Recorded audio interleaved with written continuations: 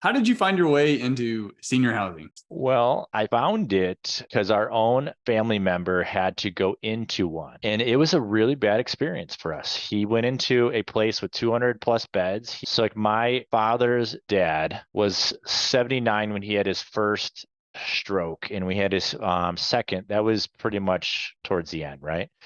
When I went in to go and see him, it was a pretty tough time because he could not talk, and when he had a accident, he couldn't do anything on it, right? So we pulled the pull cord button back behind his head and no one came. 5 minutes goes by, 10 minutes goes by, 15, by 20 minutes, like, Jeez. bro, like, I'm pissed. Yeah, this is And the I need help. Like a nurse should be here get immediately. here ASAP because his face was changing colors because he felt so bad that he couldn't control it. And I just couldn't handle it anymore. And I said, I need to go do something. Like, I've been here doing nothing for this time and I felt terrible.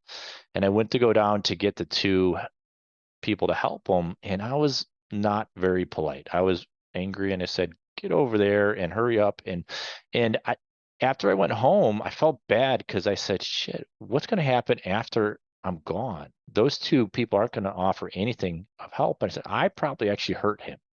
So this whole thing happens. I feel like a total jerk, and then I push it down deep, like as if it didn't ever happen, because I felt so bad.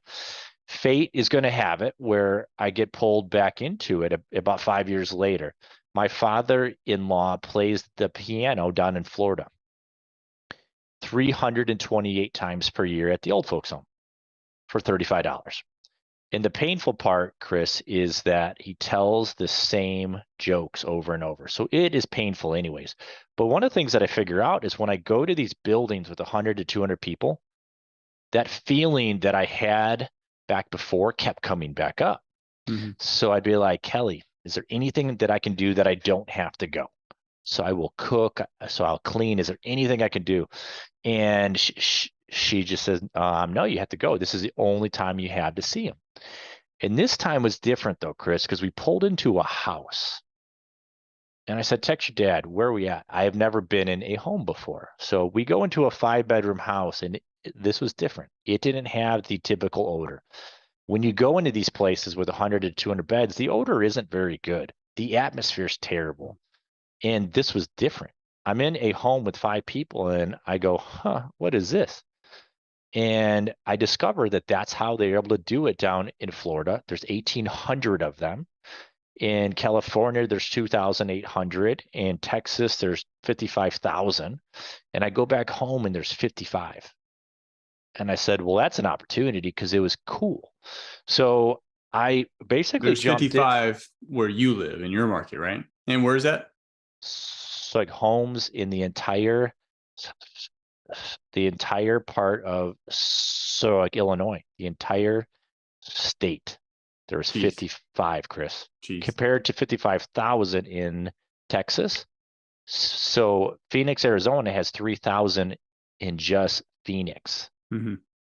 But in places where it's colder, they didn't open as fast. People didn't quite get it. I wonder if So I that's why said, some people just move to Florida is that they get the well, convenience and the weather. I thought that too. But then when you pull up the elder count population in the country, our state is on the top 10 list, and we are number 7. And I said, that's interesting because they're all here. And I said, that's incredible. So I go to our hometown and they didn't have any. Our home county of 300 plus thousand people, they didn't have any. So at the time, I was investing in real estate for over 4 years full time, and I had 23 homes. I thought I kind of had it all figured out. When I saw this one home with 5 people, that house outperformed all 23 homes 2 times a month. And I Those said, homes, the ones you had, were they long-term rentals, like mhm, traditional long-term rentals? yep. Yeah. So when that happened, I said, I need to get into that because it was very different of what I've heard of prior. And I haven't ever done it like that, where it was be something that it's in a home like that. I've always been into the bigger, colder places where the atmosphere isn't very good, where you're able to go into all of these homes with 5 to 10 people. I just haven't ever heard of it before. And I said, this is really cool. How do I get into that? And I figured out how to open it up. Then I quickly figured out that I need to partner up with somebody. So that's kind of how I was able to get into it. I partnered up with a person that was in the healthcare industry for 38 years. We've been partners now for almost 8 years. Awesome. So yeah, I mean, that's how you see a lot of businesses get started. So that it's the scratching your own itch. But in this sense, it's not necessarily scratching your own itch. You saw a problem, and that really hit you at an emotional level. But then you saw the solution to the problem that just didn't exist where you were.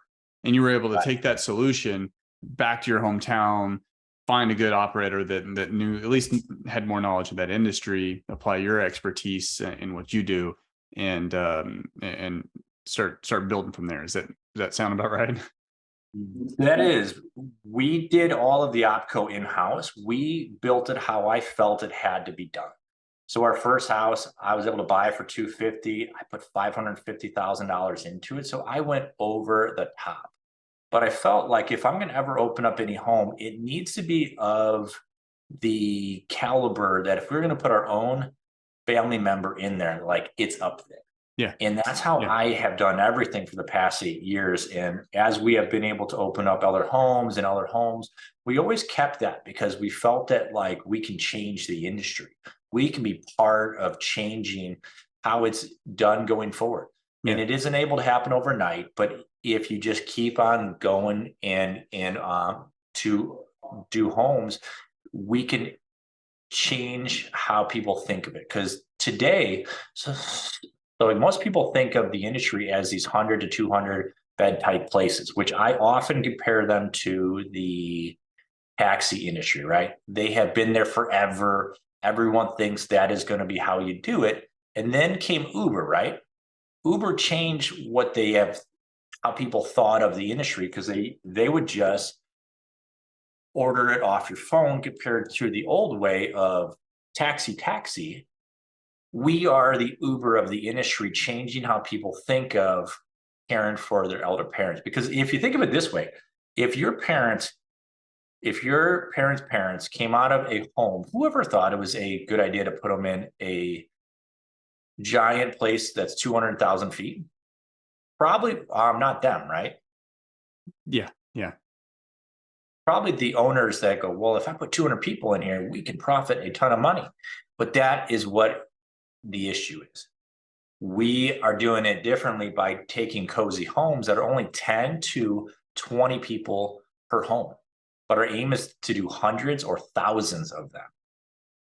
Yeah, it's such a unique twist on or not really twist. It's just it's a unique way to solve a problem. And as a real estate investor, you're uniquely positioned to where you can get these homes, and you get the expertise to build them out, along with your business partners. You got the expertise on the senior housing side. So what does that operations look like? Because this is very different than even Airbnb. So Airbnb, it's very different from single family, like long traditional rentals. It's an operations business. You're in the hospitality. Now you're somewhat in the hospitality business as well, but there's additions to that, because there's special care involved.